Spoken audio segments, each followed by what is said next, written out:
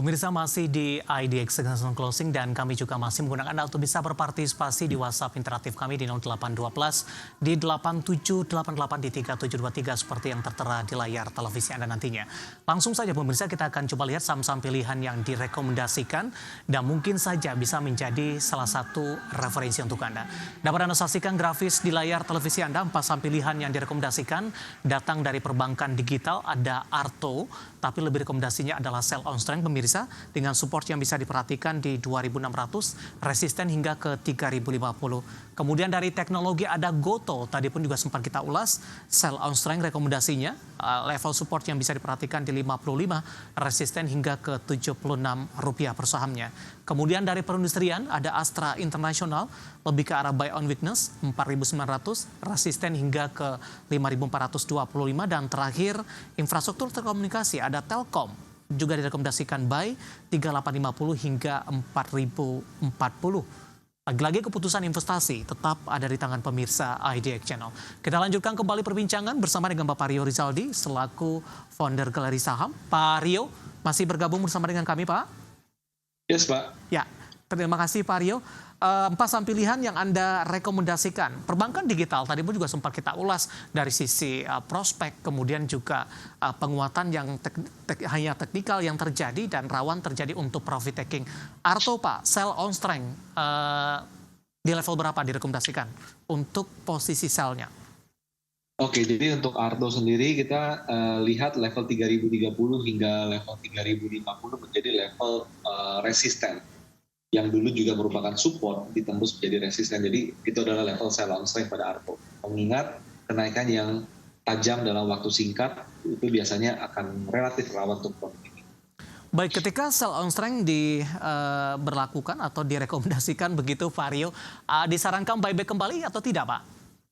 Sementara dengan kenaikan yang singkat, maka kita butuh saham itu untuk konsolidasi dulu. Jadi ketika mencapai resisten 3050, kita expect itu terjadi konsolidasi dulu, koreksi dan konsolidasi. Nah, dari sana baru kita bisa pantau apakah terbentuk support baru. Kalau terbentuk support baru, kita bisa entry di area support. Tapi kalau ternyata dia istilahnya kembali ke bawah lagi, maka kita tidak dalam posisi spekulasi membeli terlalu awal. Baik. Demikian, Pak. Kinerjanya sudah oke Pak, meskipun full year 2023 belum keluar, tapi sampai kuartal ketiga kemarin dari posisi labanya cukup signifikan. Apakah lagi-lagi ini belum menjadi jaminan ke depannya Pak Rio?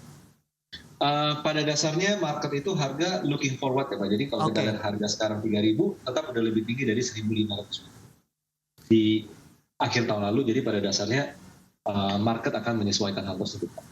Baik, kita beralih ke saham pilihan yang kedua, ada Goto Pak. Tadi pun juga sempat kita ulas sebenarnya. Sell on strength, di level berapa direkomendasikan Pak Rio? Resisten tadi di 76 Pak, sementara penutupan sesi kedua hari ini untuk Goto di level 74 rupiah per sahamnya. Artinya di level 76 batasan dari sisi profit takingnya atau seperti apa Pak Rio?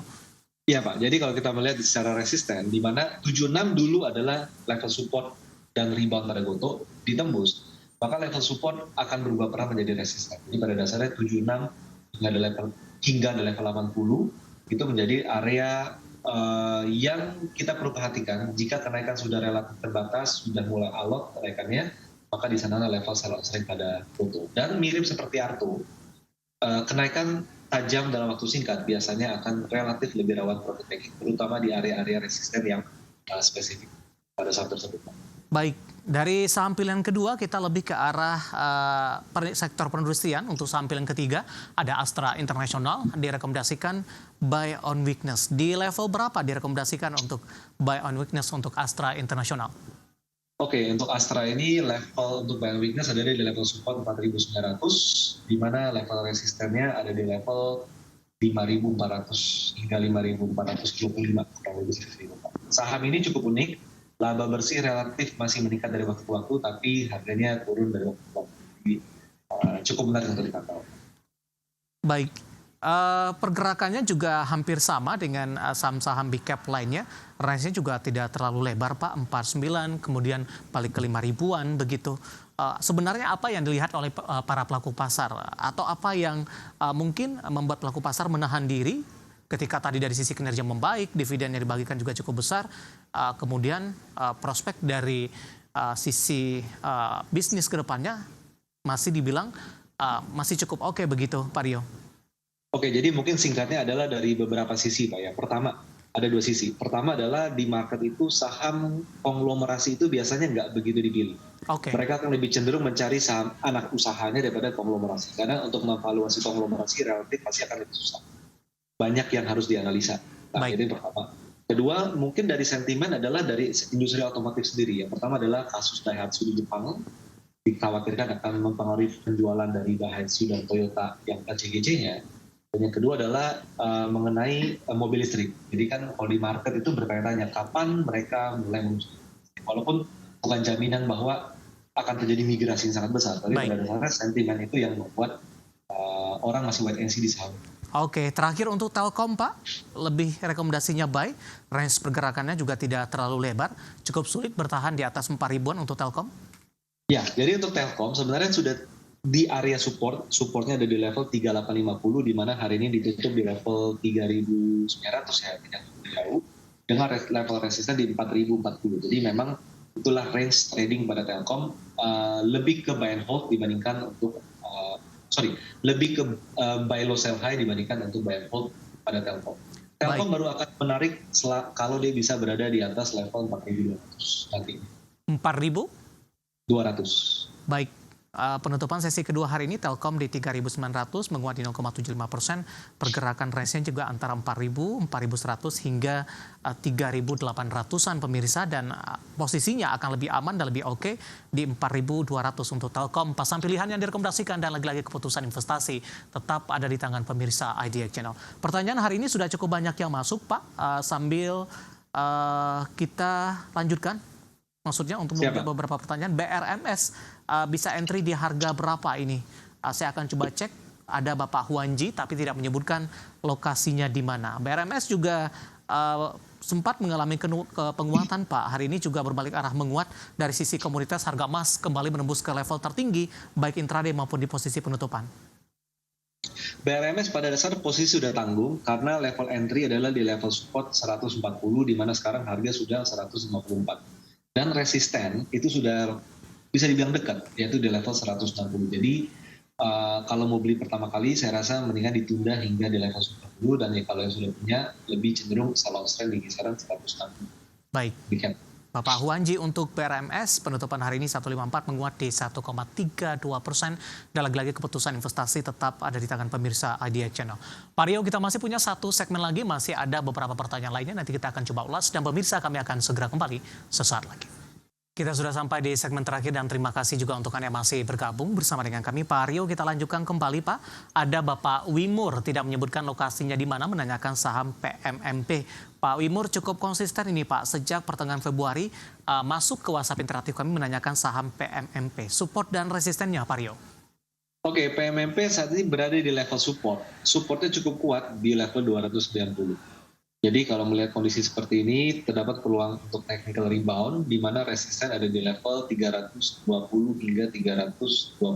Jadi range-nya sekitar 12%. Tapi kalau bicara apakah ini samakan bullish, ini masih dalam range sideways dulu sementara waktu ini, Pak. Baik, selanjutnya ada Ibu Sinta menanyakan saham pertambangan batubara, Pak, ITMG. Ambil posisi di 25.900, Pak. Sudah profit sebenarnya. Sampai akhir bulan arahnya kemana? Oke, untuk ITMG, saham ini masih dalam fase sideways, di mana terdapat resisten di level 27.800. Jadi mendekati level tersebut bisa dipertimbangkan untuk melakukan sell on strength, dengan level support ada di level 25.600 untuk level buy weakness.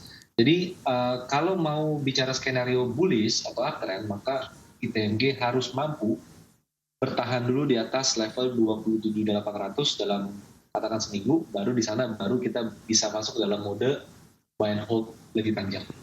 Baik, Pak Rio, ITMG kinerjanya di 2023 turun cukup jauh, Pak. Tapi para investor masih mengapresiasi saham-saham pertambangan batubara. PTBA kemarin juga kinerjanya juga anjlok, tapi justru mengalami penguatan yang cukup signifikan. Dari pandangan Anda, ekspektasi seperti apa investor terhadap saham-saham pertambangan batubara ini di tengah penurunan kinerja? Jadi memang bisa jadi ada dua hal, karena pertama penurunannya sudah cukup dalam dari sejak Oktober tahun lalu ya Pak. Jadi kita bisa melihat bahwa dia sudah menurun kurang lebih hampir 50% di level terendahnya. Jadi Ya, mungkin sudah overshoot, itu yang pertama. Kedua, melihat kebutuhan batu bara yang masih tetap diandalkan di Indonesia, dan harga minyak pun juga relatif sudah mulai meningkat. Jadi mungkin baik. itu menjadi alasan market untuk entry di saham-saham tersebut. Oke, terakhir singkat saja Pak, LSIP ada gede dari Bali 95 910, hari ini 880. Boleh tambah muatan tidak Pak? Untuk tambah muatan tanggung, karena sekarang sudah di level resisten. Resisten di 875 hingga 880. Jadi pada dasarnya lebih ke skenario sell on strength terlebih dahulu daripada melakukan pembelian. Baik. Ada gede dari Bali untuk LSIP, sebenarnya masih ada Pak Victor dari Malang, Telkom dan ICI, dan kebetulan tadi sudah kita ulas dan masuk ke dalam saham-saham pilihan hari ini. Terima kasih untuk Anda yang sudah berpartisipasi di WhatsApp interaktif kami. Pak Rio, terima kasih juga sudah bergabung. Sehat selalu Pak. Sama-sama Pak, terima kasih. Baik, ada Bapak Rio Rizaldi, founder Galeri Saham. Akhirnya, saya David San Oval dan seluruh pekerja yang bertugas mengucapkan terima kasih dan sampai berjumpa kembali.